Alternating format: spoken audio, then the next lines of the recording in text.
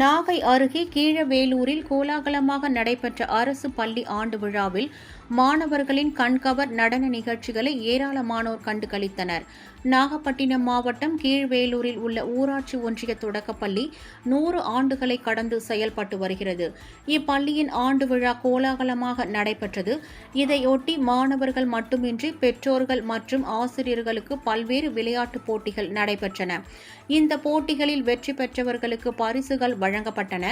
இதனைத் தொடர்ந்து தனியார் பள்ளிக்கு இணையாக மாணவ மாணவிகளின் கண்கவர் கலை நிகழ்ச்சிகள் நடைபெற்றன.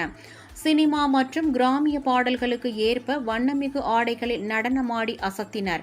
கரகாட்டம், பரதநாட்டியம், கோலாட்டம், எந்திரன் பட பாடல், வாரான் வாரான் பூச்சாண்டி பாடல், வடிவேலு காமெடி உள்ளிட்ட பல்சுவை நிகழ்ச்சிகளில் மாணவர்கள் தங்கள் திறமைகளை வெளிப்படுத்தினர்.